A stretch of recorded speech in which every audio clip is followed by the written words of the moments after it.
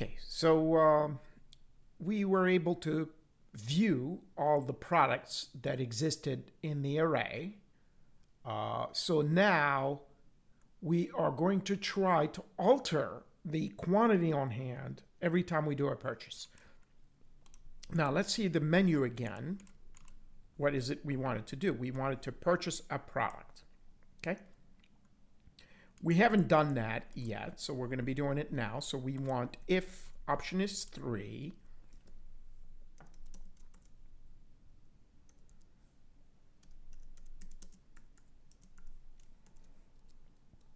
we would like to purchase. Ultimately, I want to do it this way. So remember my functions, I want to give them a name that is a verb here. So maybe purchase product. Okay. What do you want to pass to it? So I want the prod. Again, that's the name of the array. It's the address of the first element within the array. And prod count. So now as you can see, you can almost predict my style here as to why I need to do this. So as you can see here, I want to keep these signatures very consistent. Okay. Makes programming easier. It makes troubleshooting easier. Maintenance easier. There are a lot of advantages of writing code in this manner. Now, I will be modifying these collection of if statements with a switch case or a switch statement when I'm ready. But at this stage, I am experimenting. I'm making sure my functions work. I'm just concentrating on the functions. Now, I don't have this function defined at all. So I am going to go ahead and define it. So I'm just going to copy this name here and do it right above main here, since that is where it's a void.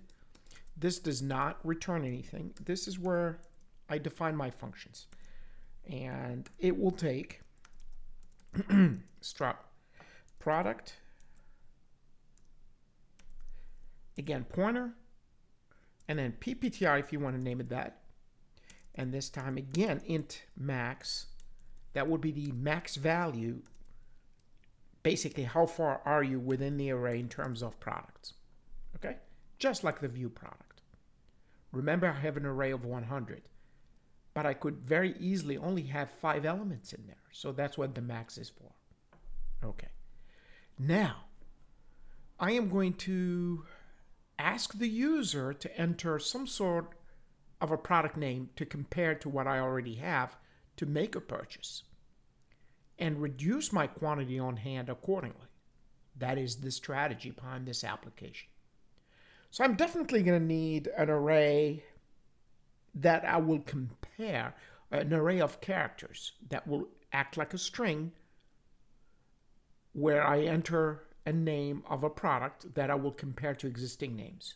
Okay, so maybe something like this, char, prod name, and give it about 10, just like the other one. So that way we're comparing to exact same size arrays, right? What is it I'm going to be comparing to? I'm going to be comparing to this.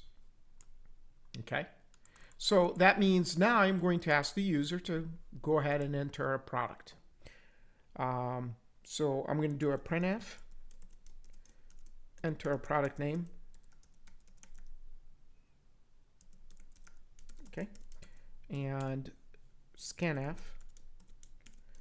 %s. Remember here you don't need to do an n%, so prod name, the name of the array is an actual address, so no need for an n%. Now the next, I'm going to ask how many items are you buying? So printf. So for that I need an integer, int quantity, to track how many I am buying, right? So right there, and I'm going to ask the user right here, printf, enter the number of, you could do something like this, you're buying. Okay. Before we do this, comma, just go ahead and do prod name. Now, I don't know if I have that product or not, so I need an if statement to make sure I have that product. But your if statement has to evaluate against a whole series of structures stored in that array. So you need a loop and an if statement within that loop. That is the proper strategy on how to assess that. Again, so let's go ahead and enter scanf, the quantity that you want, %d, and %, and that would be the quantity.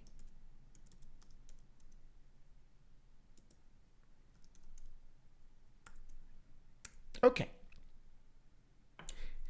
Let's go ahead and declare count, int count, because I need a for loop to step through my whole array. And maybe something like this.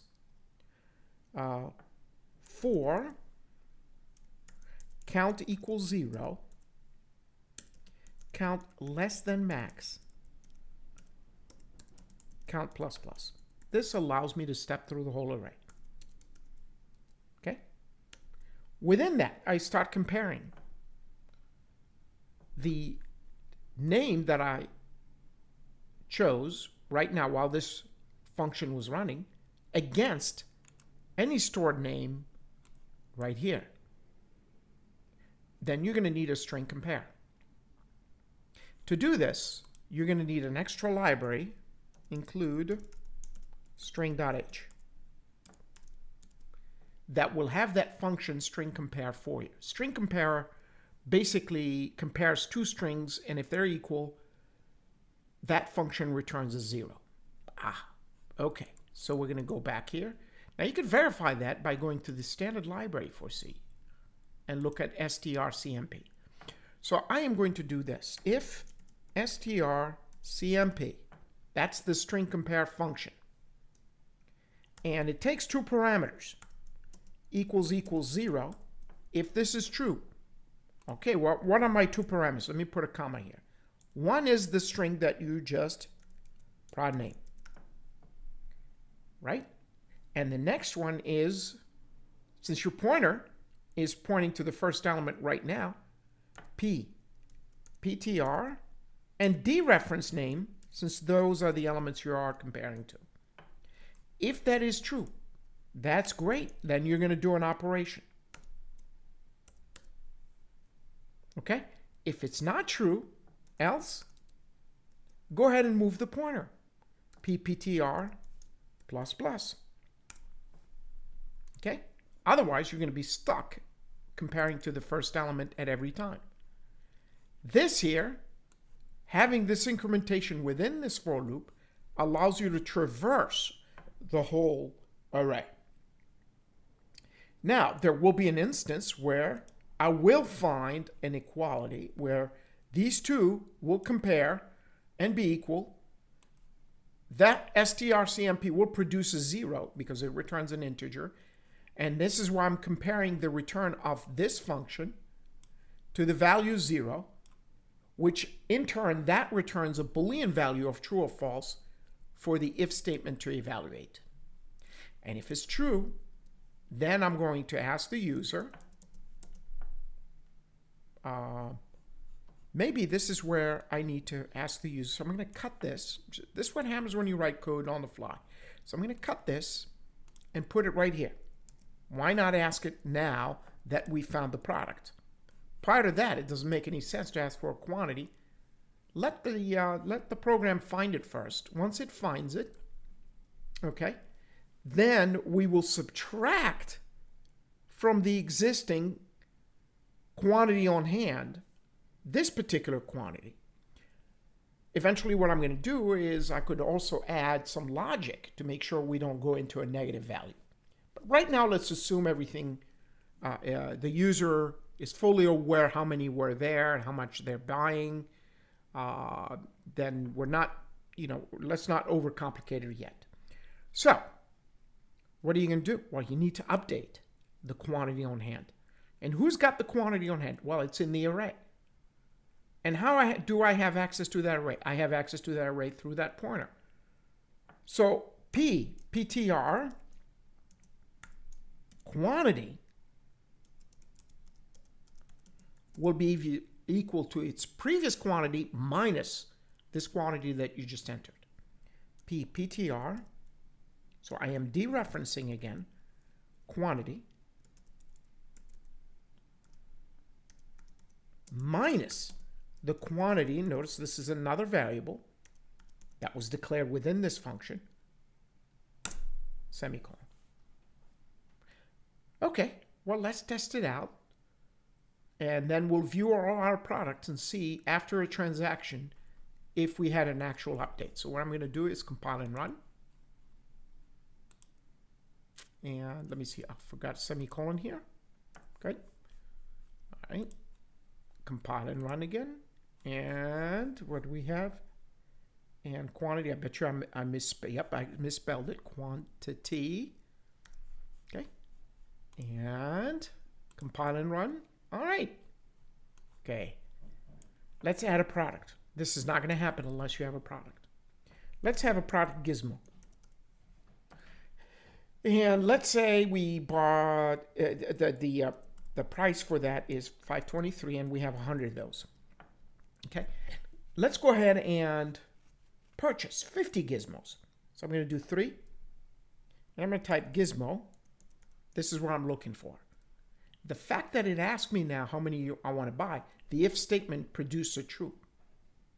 Okay, well, let's say I want to buy about 50. So I have the inventory there. Okay, now let's go ahead and view the products. And I should have 50 left. Fantastic. So the algorithm is working. Let's go ahead and add another product. And this time I'm going to add, let's say, toy. And let's say the toy's unit price is $12.90. And let's say I have 45 of them in the inventory. Now let's go ahead and view them. Okay, this is my existing inventory as it stands. And I'm going to go ahead and buy a toy. So I'm going to hit the space bar. I'm going to take 3, purchase a toy. And I'm just going to buy 2 of them. Right, so enter the number of toy you're buying, 2. Okay, now let's go ahead and do view. And sure enough, from 45, we went down to 43. So it's updating nicely. Now, let's say I want to purchase something that doesn't exist. And stuff, right? And notice I don't get an answer. Again, this program is not polished. I could have it where if it's false, it can print item not found. Okay? Or something of that nature. So if you didn't do anything, that's what would happen.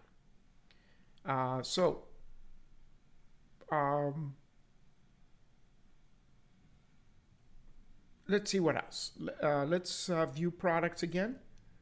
Let's do another one. Let's do another purchase. Just to make sure we can actually still purchase gizmos, right? And I'm going to go ahead and do a 3. And I'm going to buy about 10 of them. So gizmo, buy 10 of them. And why is it doing this? 10. Let's see what's going on. So 2. So it went from 30. So it did it twice. Let me try it again. 1. I'm sorry.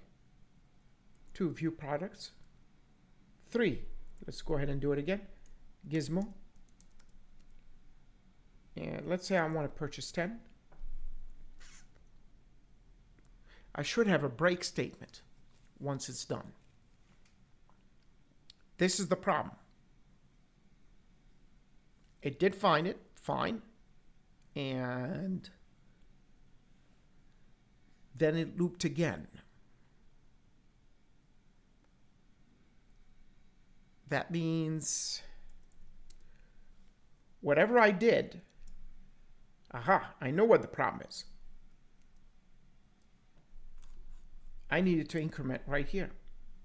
Either break or increment right here, pptr ++. Let's try to see if that will resolve the problem. Okay, it's a good thing to test your code to make sure that everything works. Okay, so let's go ahead and compile and run. We're going to do the same thing again. We're going to have 2 products. So let's add a product. And let's do gizmo again. And let's do 45.67. Let's do 100. And let's put another product. 1. And let's do toy. And let's go ahead and put toy is $20.55. And let's say we have 20 of these. Now, let's go ahead and view these. It's 120. That's perfect. So now let's go ahead and do a purchase for Gizmo. And let's buy 10. Perfect. No more of it asking it twice. Because it has incremented, there is no more Gizmo. Let's go ahead and do a to view. And indeed, it reduced it by 10. Much better product now. Okay? So let's go ahead and do remove toy. So we want to buy toys. Toy. And let's say we want to buy 5 of those. And let's go ahead and do a 2. And sure enough, it reduced it. Let's go ahead and do a 3 again. And buy stuff, which doesn't exist. And we get nothing. Let's go ahead and do another Gizmo. And, that is not what I wanted to do. I entered 1. So now I have 2 Gizmos. So that's not going to work. As you can see, I'm not paying attention. That's fine. Let's redo the program, Control-C. And rerun it just to make sure everything is running. This happens a lot. So again, the program is not refined, so bear with me. 1, add a program, add a product. So we're going to do Gizmo again. And $100, and I have 100 of them. Okay. Let's go ahead and add another product. Toy. And the toys are $12.50. And let's say I have 10 of them. Okay, so let's go ahead and view again. There you have it. Okay. It'd be nice anytime I add a product, if it already exists, that just remember the previous program, the previous run. I could have easily have had 2 Gizmos with 2 different prices, 2 different quantities. It just would have added a lot of headache. Could I use the string compare to ensure that I am not adding an item that already exists? The answer is yes. You could do a whole bunch of things with that. So first, let's go ahead and do a transaction. Gizmo. And let's say I'm buying 3 of those. Let's go ahead and do a view. Okay, it's working. Now, at its core, it's working. But there are a lot of quirks with this program. Okay? So what kind of quirks? Well, there's nothing preventing me, whenever I add a product, that product is unique. So can we do something about it with that function string compare?